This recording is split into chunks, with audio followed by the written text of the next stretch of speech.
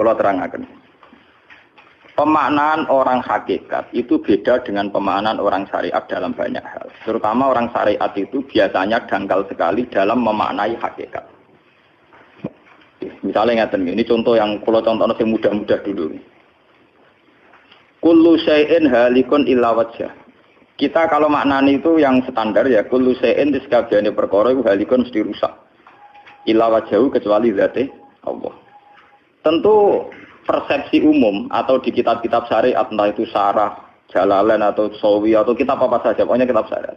Mesti gambarannya itu kiamat, bumi dan langit hancur. Semuanya hancur dan tentu yang tidak hancur hanya Allah Subhanahu wa taala. Begitu juga makna-makna yang lain tentang al-jannah, tentang an-nar, tentang mizan, tentang hisab, tentang macam-macam. Itu pemaknaan syariat. Ya jannah itu nanti, nar juga nanti, hisab juga apa? Kenapa pemaknaan gini ini menjadi jauh dari Tuhan dan menjadi saya katakan tadi dangkal. Mergi ngeten logikane ngeten. Ya logikane ngeten.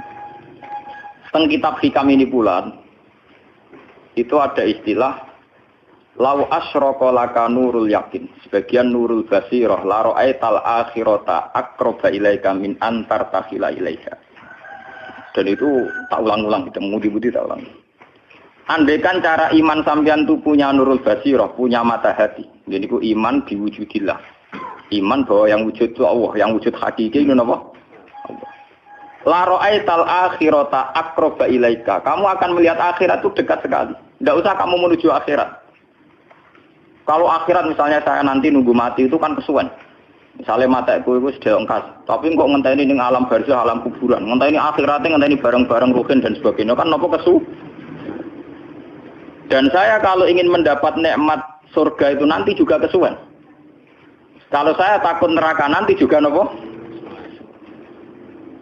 Ilmu yang dipakai orang hakikat itu begini misalnya. Surga itu kan bukti ridho Allah. Nggih, surga itu bukti ridho Allah. Sehingga penuh kenyamanan. Karena penuh ridhanya Allah mesti penuh nopo? Kenyamanan. Neraka itu simbol atau bukti suhtullah. Tentu segalanya tidak nyaman karena ada Kalau masalah surga itu ridho Allah dan neraka itu suhtullah. Loh sekarang tuh masalahnya kan di Allahnya, bukan di surga dan neraka. Sekarang Allah wis wujud napa dereng? Ampun wujud. Dan Allah pun beraksi napa dereng sampun. Sekarang juga Allah juga punya ridhonya, juga punya suhtunya. Allah sekarang juga punya sifat seneng, juga punya sifat Kalau kamu iman betul punya nurul basiro ya sekarang juga Allah itu adepi.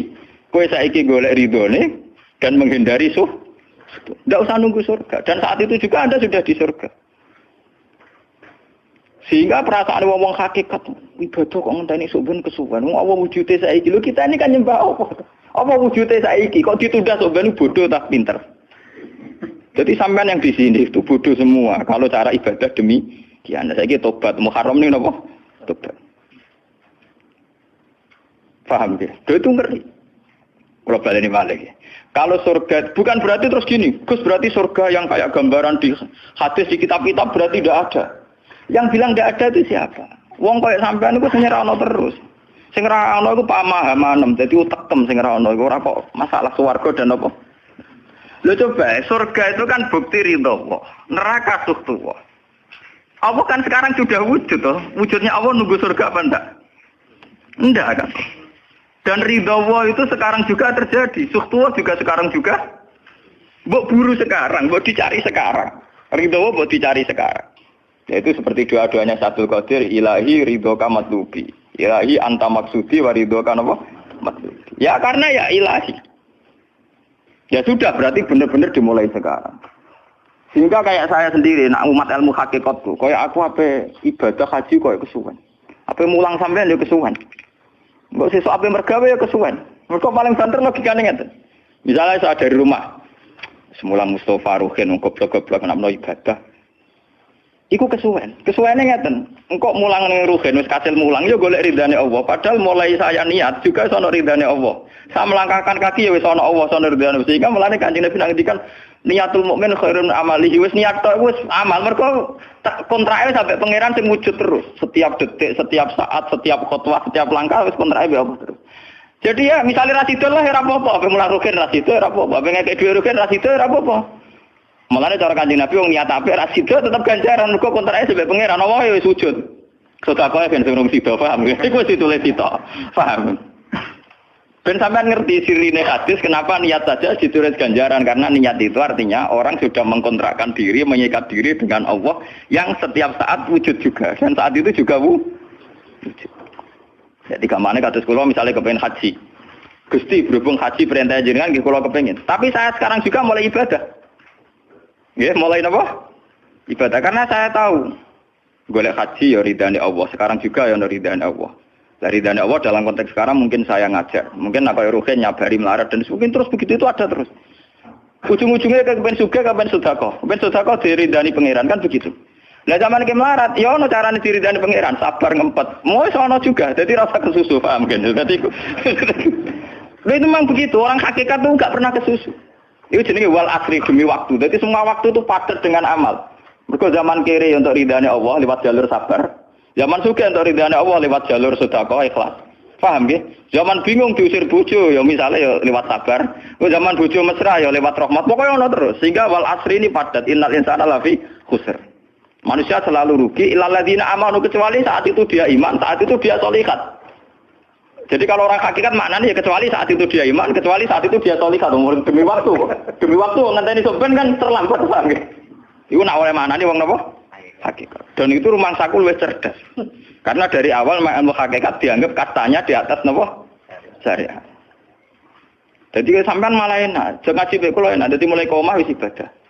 Delik-delik kok bojo ben iso ngaji wis mulai ibadah. Enggak apa-apa. Menghindari kebatilan demi barang hak itu ya. Itu sudah bagian dari. Emang ada sampean terima sampean. Sak kula mawon niku wis biasa. Jadi Gus kok amen lunga-lunga. Lah terus piye hukume iku piye? Ya hukum. Lha kalau ada cerita. Kiai Arwani top-tope kiai. Kiai Quran top-tope ra Kiai Arwani. Ini bapak menangi Arwani melarat. Itu kalau beliau ngajar di rumah. Jadi sempat beliau itu ngajar di rumah. Itu kalau bunyainya itu agak kereng. Bawa urusan belanja bawa apa agak kereng. Cuma pindah di masjid tadi. Jadi ya basaria sekali lebih aman. Di masjid lebih apa? Jadi kabeh kiai tahu sok enggak ngaji ning omah ben barokah. Tapi ketika suasana tidak kondusif, pindah. Momennya ditambah mertua barang dunia. Bojo tok wis problem, momennya tambah mertua tambah IP. Mulane mubalek ku PD-PD, mergo pidatone ora ning area terlarang. Tambah PD, mergo ora konangan. Ning areane dhewe bar. Dia nak gadah bojo kudu sakinah mawaddah rahmah dari bojone men sampean. Lah nek kenapa mubalek mlepuk, mergo jauh dari area. Sing ngono tok kuncine. Tapi kalau orang hakikat itu ya gak ngeluh. Ketika bojo grundel kowe ridho mek kodok kodare pangeran ya ibadah. Berhasil melarikan diri ya napa? Akhirnya berhasil ngaji ya napa? Karena Allah itu wujud di setiap langkah kita, di setiap detik kita, di setiap nafas kita. Lah kalau wujudnya Allah di setiap detik kita, nafas kita, kenapa nunggu nanti-nanti? Sebab itu sedekah Rasulullah ketika Nabi ngendikan, ya mulai niat itu dihitung. Lah wong saiki wong intelektual kabeh. Bagaimana mungkin belum aksi nyata kok sudah dihitung ora roh pangeran, paham nggih? Paham nggih wong-wong ora roh pangeran. Dadi intelektual ya kudu tobat, paham nggih? Bagaimana mungkin niat belum aksi nyata kok sudah di itu. Jadi nak goblok ora rasa di syariat. Nek wis goblok ditulis ning koran dadi buku. Wong goblok kok di syariat, di syariat. Wong dari awal Nabi ngendikan dimulai niat. Maksudnya niat itu niat amal soleh lillahi ta'ala-nya dari awal transaksinya dengan Allah Subhanahu wa taala. Hingga nyaman. Lalu kula ngerasa ibadah. Lah di sini ini kelihatan Nabi sering ngendikan ini yang hadis sahih. Misalnya Nabi ngendikan seseorang itu selalu dalam keadaan salat, maka nanti salat tahbisuhu. Misalnya orang pujian ngenteni kiai ini teko. Nek kiai ini nek sepuh watak watuk apa ngimami kok ngombe pil sik bariku ndredeg-ndredeg ra teko-teko. Iku jare Kanjeng Nabi wong sing ngenteni imame teko, iku ya cek salat terus senajan to urung salat. Ngono Kanjeng Nabi tau dipraktekno jarak. Kanjeng Nabi itu kalau sholat standarnya awal waktu, tapi beliau itu pernah sholat isya sekitar jam 1:30. Yapqa sulusul lailil akhir sekitar 1:30. Itu separuh sahabat sudah turu. Sing Umar menutupi kentong kelontangan. Mantan preman, mantan apa? Preman. Terus. Nah, malane akeh kiai sing gak berturu terus sholat ra wudu mergo hadis itu ceritane iku. Mereka ya namun, tapi fasallahu alam yatawaddo. Jare wong fikih, mergo iku lungguh. Lungguh nek orang geser ora apa? Apa jare wong fikih lah, ono-ono ae. Turune sahabat sing gaplek-gaplek ya mlungker.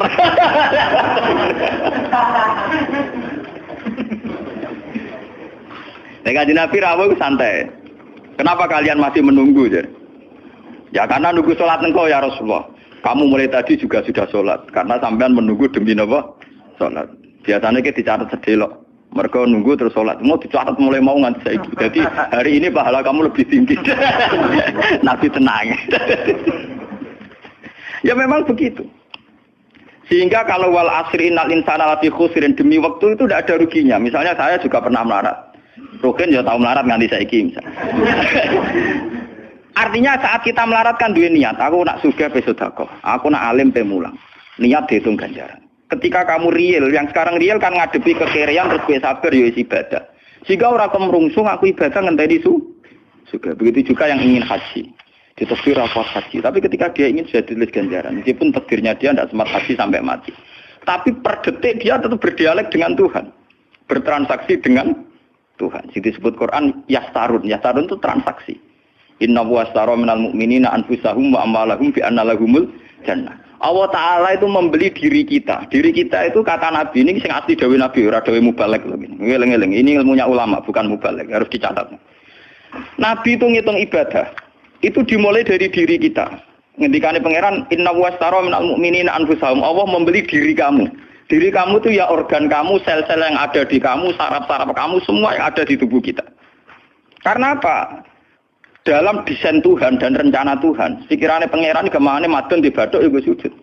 Duwe lisan ya gue mulang. Mertua duwe lisan ya gue ngandani mantu. Mantu ya gue takzim mertua. Pokoknya dalam desain Tuhan begitu. Sehingga semua organ tubuh itu desainnya untuk taat. Desainnya untuk apa? Taat. Ya, desainnya untuk taat. Sehingga ketika taat itu belum nyata dan orang itu niat sudah dihitung. Apalagi setelah nyata dia melakukan. Potensinya saja baru potensi sudah dihitung. Makanya ketika Nabi, ini yang hadis sahih, suatu saat Nabi itu ditamu melarat-marat. Wis melarat ngenes den. Mergo ditangga sugih lomo ngenes den. Wis melarat ditangga napa? Sugih. Terus matur ya Rasulullah, zahaba ahli dusur bil ambal. Tiang-tiang sugih niku nak mara pundi-pundi kok nggawa donya gelem sedekah. Yusalluna kama nusolli wa yasumuna kama nasum. Wis ngoten piyambake nggih salat nggih poso. Posone nggih kados kita, salate kados kita. Tapi waya tasaddaqu nabi fuduli amalihim. Tapi mereka punya kelebihan iso napa sedekah. Jadi kamane wong melarat iki ngenes. Duwe rival soleh ditandingi angel. Mergo salate padha. Mulane wong melarat tuh seneng nek wong sugih ra poso. Oh unggul aku. Wong soleh melarat nek disaiki soleh juga ya gak trimo. Pak matane wong tenan. Lha iku zaman Nabi ora trimo. Dadi kan terus sowan Kanjeng Nabi. Kanjeng Nabi kula ditangga saleh, salate kados kita, pasane kados kita, cuma wa tasodakuna bibuduli apa. Mereka keunggulannya bisa sedekah menjadi duit. Sekarang Kanjeng Nabi itu ngendikan apa perlu ala adlukum, apa perlu kamu saya tunjukkan sesuatu yang kamu bisa sedekah dengan yang kamu miliki. Ya Rasulullah. Itu pertama yang dihitung Nabi itu fi kulli sulama minan nas sedekah. Setiap sel atau organ atau ros-rosan manusia itu dihitung apa? Sedekah. Itu kan luar biasa. Jadi yang dihitung itu yang fisik, anfusahum. Fisik kita ini sedekah. Lalu itu yang paham itu orang-orang hakikat. Yang paham itu orang-orang apa? Hakikat. Orang hakikat ini cerita ilmu kelas tinggi ini, tapi tak terang lebih lucu ben paham. Sistem wujud kita, kasus ini bahak wujud. Saya itu dalam penanggalan orang tua saya itu lahir 1970. Makanya tahun baru Muharram ini bagi saya spesial karena saya pas umur 40. Nak waras, nak ora waras ya diparingi waras. Ya ini ra waras sampean malah kaya apa.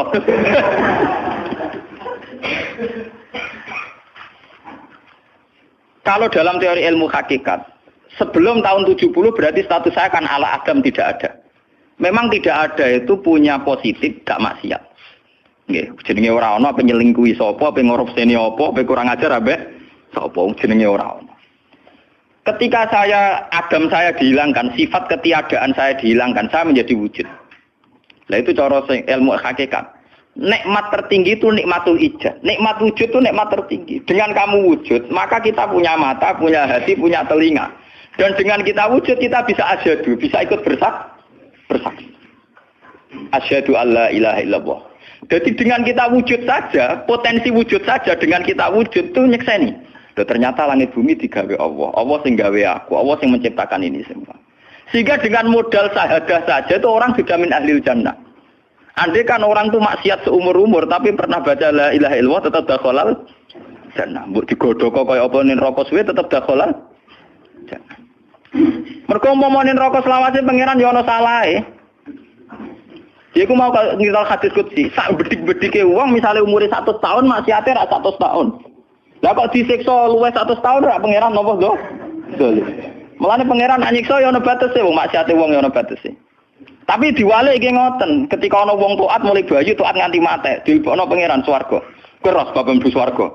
Jare wong iku nggih ngertos Gusti mergi kula taat ra tau maksiat sak umur-umur. Iya, tapi ning swarga 80 tahun wae nggih taat 80 tahun riang. Waduh. Ya nak maksiat iku 80 tahun, nerakane 80 tahun ae, tapi nak taat 80 tahun kok swargane ya 80 tahun. Yo kene neraka ae, nak engko bar 80 tahun tak pindah ning neraka wong taat 80 tahun. Mboten Gusti pendapat kula ralat, kula mlebu swarga krana fadhole jenengan. Lah anak iku abadi fadholku. Menawa kena apa wong ning swarga kok abadi, mergo fadhole Allah. Mulane Kanjeng Nabi ngendikan, tidak akan kalian masuk surga karena amal kalian. Tapi kamu masuk surga karena fadlnya Allah. Ada sahabat yang tanya, wala anta ya Rasulullah. Juga tidak engkau ya Rasulullah. Wala ana. Saya sendiri tidak akan masuk surga karena amal saya. Kecuali dikasih rahmat Allah. Orang Mu'tazilah, orang ahli sunnah yang orang-orang syariat berdebat kusir tentang masalah bagaimana mungkin masuk surga tanpa ngamal. Modal fadlnya pengen. Tapi orang hakikat cara baca jelas. Nak krono ngamal ada durasinya. Ada apa? Durasinya. Dan itu batas amal kita 80 tahun. 80 tahunnya Mustafa umat soleh ya lagi. Ya tahu puber, tahu nakal, tahu kedonyan, meh matek tua ini terus yo malah mau pirang tahun, paham no?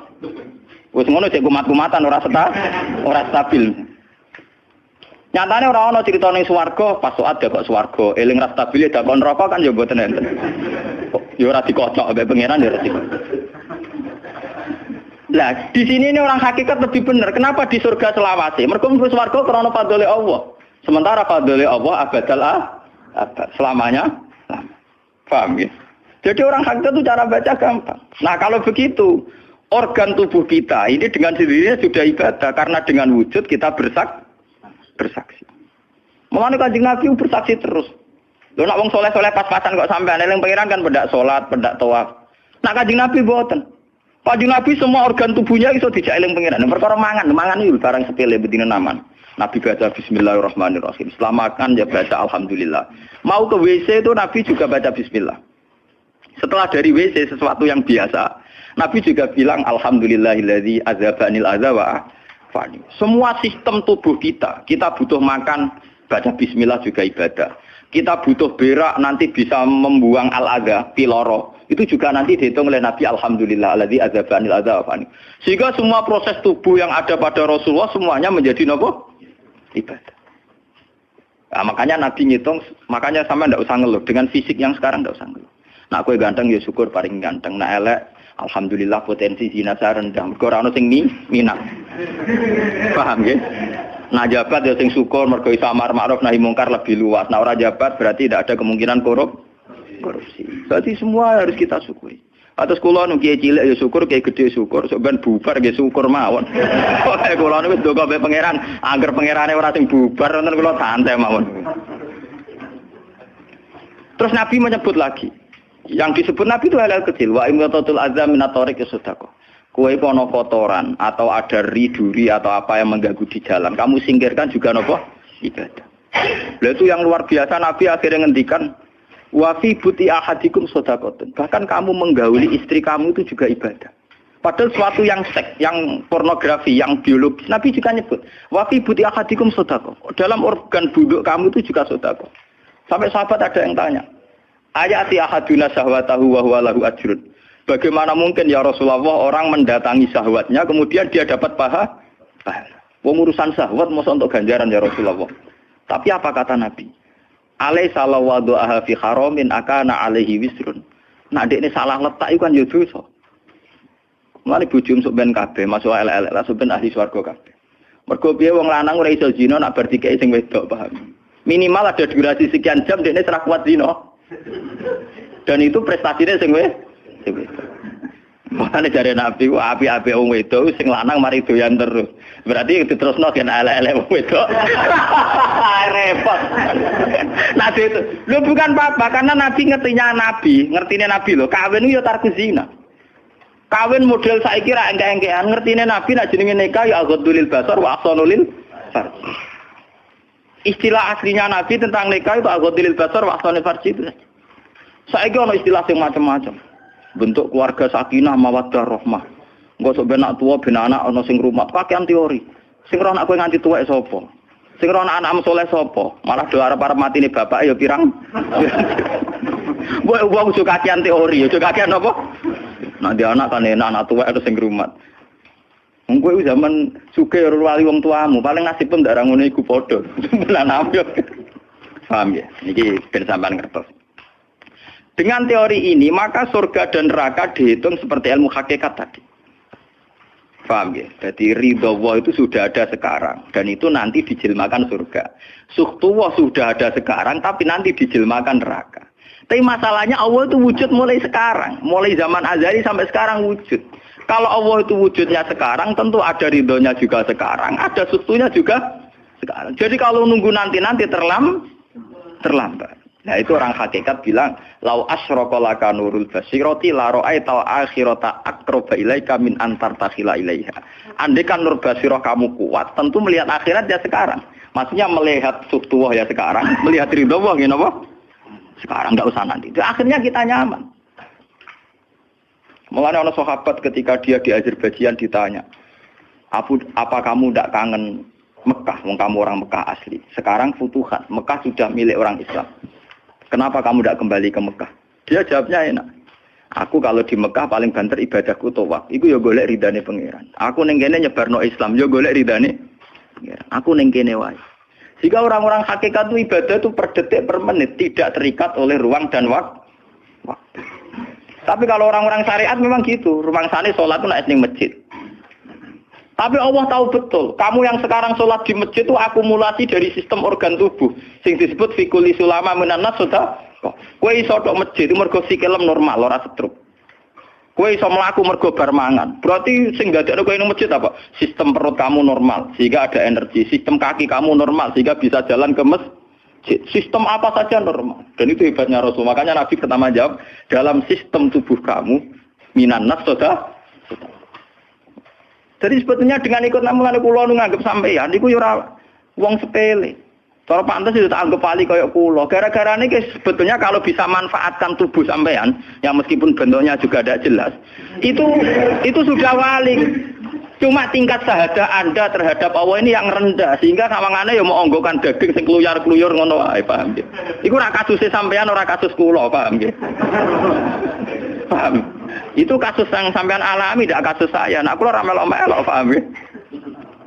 Aku aja sampai jadi kawula sing model ngoten naudzubillah min syarri napa dalik.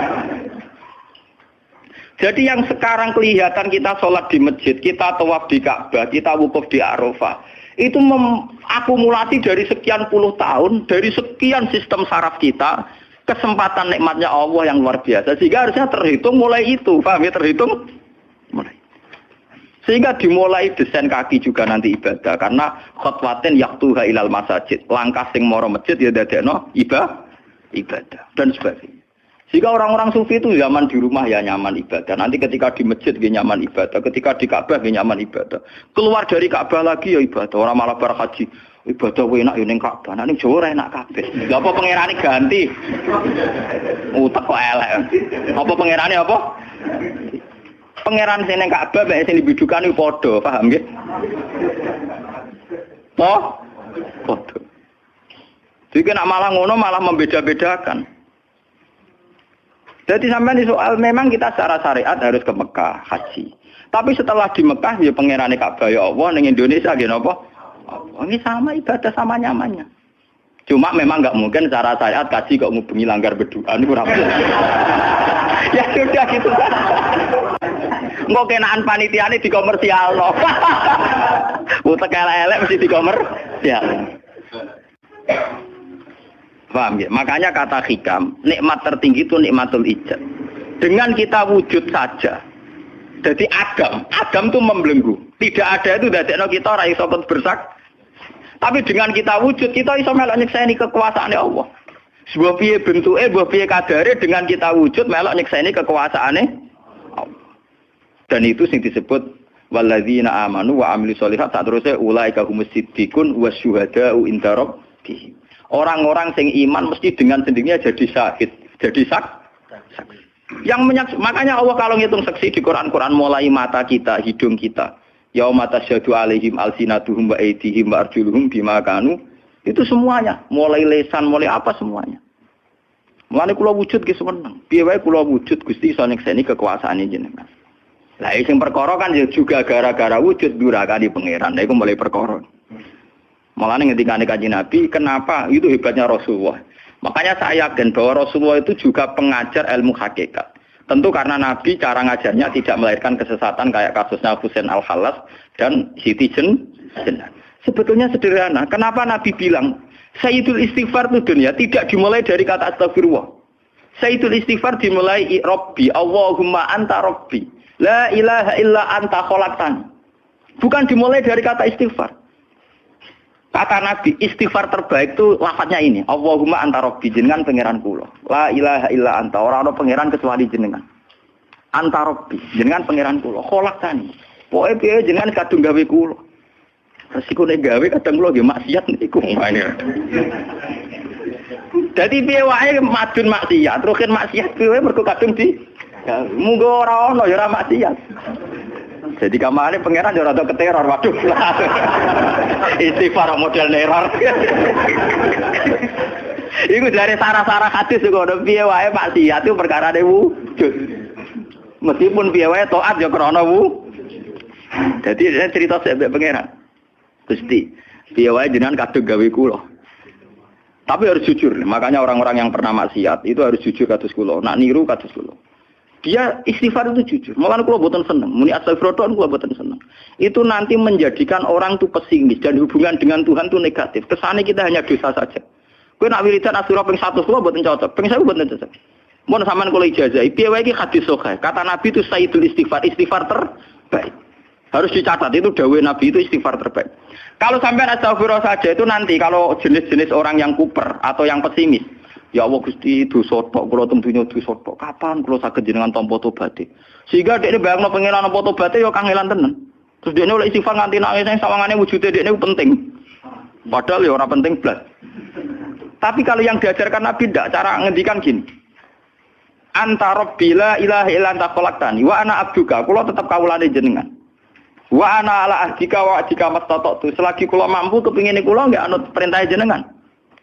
Dan yang saya paling tertarik itu kata gini, Abu ulaka binikmatika aliyya. Cek gendo kaya apa Gusti kula urip teng donya. Cek kula gendo cek napa, kula tetep urip nggawa nikmate jenengan. Jadi tetap melihat positifnya dulu. Misalnya kowe tahu mateni wong, tahu zina, tahu maksiat apa saja. Piye wae kowe wujud. Nak kowe wujud tahu mateni wong, yo iso dosa nyelametno nyawane wong. Kaya kasus Sayyidina Umar. Ya Rasulullah, sebagaimana zaman saya kafir banyak merugikan orang Islam, saya bersumpah setelah saya Islam akan banyak merugikan orang kafir. Begitu juga Khalid bin Walid. Ya Rasulullah, saya banyak membunuh orang mukmin, tapi saya bersumpah setelah saya Islam akan banyak bunuh orang kafir. Begitu juga sahabat-sahabat dulu. Artinya dengan kita wujud, potensi kita saat dosa itu ya iso apik. Sehingga cara ngendikan Abu laka binikmatika alayya. Piye mawon Gusti kula sowan jenengan tetep nggawa nikmate jenengan. Lho sowan jenengan dalam bahasa ilmu hakikat dimulai sekarang lho ya. Jangan salah paham nanti akhirat oke. Lho imang kan bahasa ilmu hakikat tuh dimulai sekarang juga. Pengiran wujude saiki pentene sampeyan goblok paham. Lho sowan pengiran saiki paham nggih. Eling-eling iki bakas ilmu hakikat. Aja medun kelas lho niki wis bakas hakikat. Mudene mursid. Maksudnya ben gede-gedeke tambah tok aras, paham.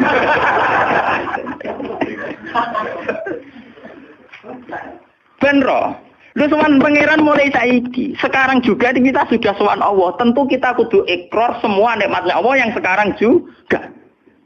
Abu laka binikmati ka aliyah piye mawon Gusti kula tetep balik nikmati jenengan. Status saya wujud ini mergo nikmati jenengan. Gara-gara kula wujud nyekseni wujude jenengan. Akhirnya gara-gara kula nyekseni wujude jenengan nak maksiat yo sungkan Gusti. Wa abu laka bidzamti faghfirli nak pas kula dosa ke jenengan sepuro mergo kula nu salah. Wong wis wujud kok durakani jenengan tapi kudu jenengan sepuro faghfirli. Fa inna la yaghfiru dzunuba illa anta. Sing saged nyepuro dosa namung jenengan. Ora bakal awake dhewe disepuro ta ora penting. Lah kadang orang itu cara berpikir disepuro ta ora ya. Nah disepuro mlebu neraka. Nah disepuro mlebu swarga iku goblok. Enggak ada nabi ngajarkan gitu. Nabi hanya ngajarkan fa innahu la yaghfiru dzunuba illa anta. Yang hanya bisa mengampuni hanya engkau titik. Sudah awakmu ora usah bakas ora penting ora penting mun ngandel. Kenapa tidak penting? Karena tadi dimulai la ilaha illa anta, tidak ada wujud hakiki kecuali jenengan. Saya akan pernah menerangkan di sini. La ilaha illallah itu maknanya orang ana wujud hakiki kecuali Allah.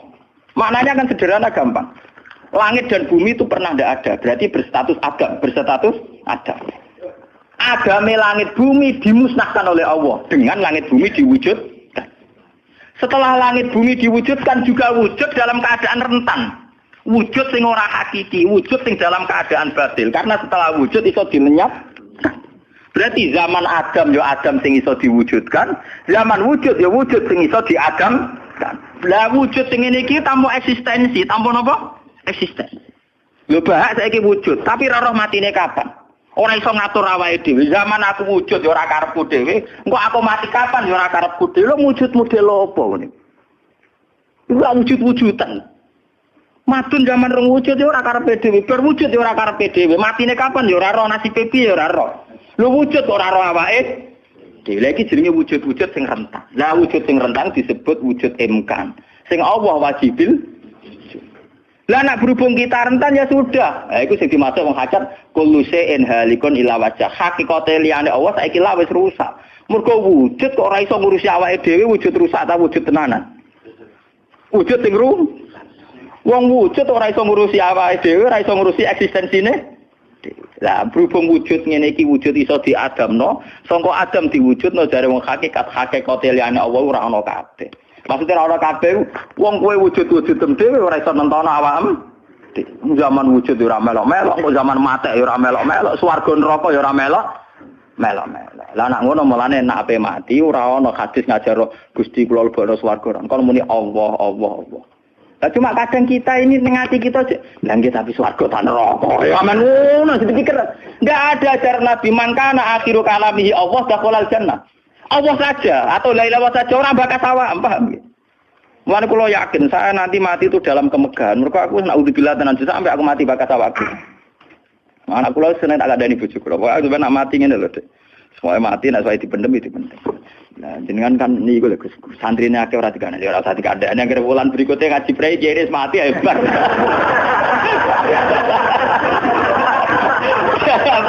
Asline ayo ora dhewe. Lho, kok cucu sing mulang rugen, gejala ning situ ya kan. Gampang kok repot. Senengane kok napa? Karena orang hakikat itu tahu wujud yang sekarang itu wujud yang halik, wujud yang rusak. Karena untuk mempertahankan wujudnya sendiri tidak bisa. Makanya orang hakikat mana nih orang wujud hakiki kecuali Allah. Mereka wujud yang saiki madun wujud ya ora melo-melo. Cara dene oleh milih anak SP saja. Lah apa milih anak bapak sing ora mari sidonya. Misalnya sing santri ya milih dadi anak iki terkenal toh. Lah apa milih anak iki musala penceng. Milih bapake wel ora iso. Padahal kok kecewa iso, lha kurang ajare kan. Wong milih ra iso kok iso kecewa. Kudune ditampa apa. Oh, iso. Mulane wong bangga mek nasab yo goblok yo keliru. Wong dekne ora sing milah kok, Bang. Loh, dia ditakdir jadi bapak iku ben kiai iki dene sing milih apa takdire pangeran? Takdir sih bangga. Mane kula anak sapa ya bangga. Cuma pangeran ra mentolo ngoten mawon. Tapi kula njen boten bangga ben asap nggih biasa. Nah, anak kula undang kula ya bapak. Mulane tamu-tamu bingung, keluarga-keluarga sing biasa ngiyai. Apa teng dalem Anak saya itu bingung. Abah siapa? Kata nama. Semua angking biasanya nang Mas kula awam cekek. Anak kula ngundang ibu bapak soalnya awaman nonton makmun. Wong wujud ra hakiki ae. Kullu syai'in halikun illa wajhah. Ini ben ngertos. Lah dengan demikian, makanya itu. Kemudian langit dan bumi ngendikane kitab niki, langit dan bumi kabeh ku nggo kebutuhan jisime manusa. Lah jisime manusa iki sing ngebeg-ngebegi langit mbek bumi. Nak rohanine wis sampe pengen. Maksudnya ngeten ngebeg-ngebegi langit bumi. Saiki ana bank pirang-pirang ngebeg-ngebegi gedung, iku yo gara-gara wong ndak butuh utang barang. Ruhe sampean ra butuh utang. Akhirnya Allah gawe buah-buahan, mergo manusa didesain duwe weteng. Paham nggih? Allah gawe bensin, mergo manusa tengane keluyuran nggo mobil. Pokoke pangeran nuruti jisime manusa repot. Napa? Gara-gara wong mangan tanduran, mangan buah-buahan Allah kudu gawe udan, gawe bumi subur, bariku gawe selam, gawe bensin ruwetan. Mulane dari ilmu hikam jisine ngel-ngelo pangeran. Jisime manusa ngel-ngelo pangeran. Mulane dari hikam innama wasi akal kaunu min haitsu jismaniyatuka. Sing amen urusan ke donya asline jisime. Ya saiki ayo pangeran gawe apa? Gawe buah-buahan go manusa. Tapi konsekuensi dari pangeran gawe buah-buahan kudu gawe udan. Mergo wit iku iso urip nek wonten apa? Udan. Lah go ngalir udan kudu Allah gawe sungai. Dadi kerepotan ngurusi jisime manusa napa? Repot. Sebab itu mungkin sekali sebelum ada langit dan bumi, roh manusia sudah diciptakan mungkin karena tentu roh ini tidak butuh elemen sing jenenge langit dan bumi. Mergo alam roh tentu tidak butuh itu semua. Lalu ketika Al-Quran nak jisim itu cek mintinin. Ya nak jisim sampeyan. Khalaqnal insan itu cek min solsolin khama emas donto mintinin. Sangka lemah. Tapi kalau roh istilah Tuhan wa nafaqtu fihi mirruhi. Ya, istilah Quran mirruhi. Mulane roh di misteri Tuhan sampai somben. Wa saluna ka anir roh ya kulir roh min amri rabbi. Kalau jisim jelas masih minatin. Tapi kalau roh min amri rabbi karena istilah Quran wa nafaqtu fihi mirruh. Manusa iku ruhe kok aku ya. Ya cuma sing nerangno Kanjeng Nabi ora dadi aliran sesat. Barang sing nerangno Husain Al-Khalat Siti Jenar dadi kasus. Tapi ilmu hakikat ini harus saya jelaskan dan sampean enggak perlu salah paham. Karena memang enggak paham, salah paham ora beda paham. Paham. Loh saya sering ngomong sama yang ngaji saya, Anda boleh berdebat dengan saya, sarannya salah paham. Tapi kalau tidak paham dengan yang paham ya ngaji. Ora paham kok muni salah paham. Salah paham ora padha akeh referensine. Ngajine padha akeh ngalime unda-undi. Terus debat salah paham macam napa? Ngalime ra bandeng. Gus kula kados mboten cocok mbek dawuh jenengan. Mungkin nek eling kula ngeten. Tak takoki lah entuk ilmu ngono sing mbok bantah ilmu sapa iki jenengan ya wis lereni. Malah mriki disebut innama wasi akal kaunu min haitsu jismaniyatuka yang berhubungan dengan alam itu jismaniyatuka tapi walam yasaka min haitsu subutu ruha niyatika. Alam ini tidak bisa memuat kamu dari segi roh kamu. Dari segi roh. Dong biyen sampean tak critani nek kepengin ora pati maksiat teman-teman. Misalnya sing seneng wong wedok ya ora nganti zina, sing seneng nyabu ya ora nganti ngombe, sing seneng mateni wong ya ora usah kekerasan. Alam roh itu mudah sekali taat. Kowe nak seneng cawe wedok, guyu-guyu ning kamar wis nikmat. Dadi alam roh selerane sederhana. Pangeran sik pinter gawe wong kok ayune ngono. Ya seneng wis. Di alam jasad kurang ajar, nak ra ngloni ra lega. Perkara. Bola-balik separi zina tenan iki alam jasad. Alam roh bodorane gampang, dicatu-atu gampang. Wis guyu-guyu kok pengen sadar roh kene bocor di sini cukup. Mulane dari Kanjeng Nabi, alam roh ku alam sing dijatuhake ku gampang. Mergo dekne robbaniyun, bersifat robbani, ketuhanan. Gampang sekali. Sumari kurang ngajar tuh alam jis. Gampang. Sama tak critani iki ape bisnis di Jakarta apa ning Malaysia. Wadah nek ning kono kuli bangunan. Iku sedurunge entuk dhuwit, nek alam roh wis seneng. Cita-cita kepengen Malaysia nggo duwe akeh, badhe akeh tuku sepeda motor rabi bunga desa lu seneng. Dadi alam roh gampang syukur. Gue dhewe ora entuk apa-apa wis. Tapi nek alam biasa tuh kurang ajar tenan. Mun ora entuk dhuwit tenan yo ngrumu tenan. Rabi ora ngeloni tenan yo ora lega tenan. Alam biasa tuh ngel-ngel wong. Paham nggih? Mulane jarene wong hikamu alam jasadmu sing rusak kuwi alam napa? Jasad. Lalu kalau alhamdulillah, ulama itu yang waras, itu yang kuat rohaninya, dibanding jasmaninya.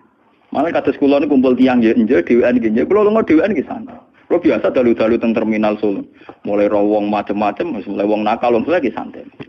Ya kalau pikirannya sederhana, ini gue cara syariat wong nakal, tapi kalau perlu takok kenapa jenengan gawe niku. Nah, anak jenengan takok, kalau gawe gunanya apa ya bodoh jelas itu.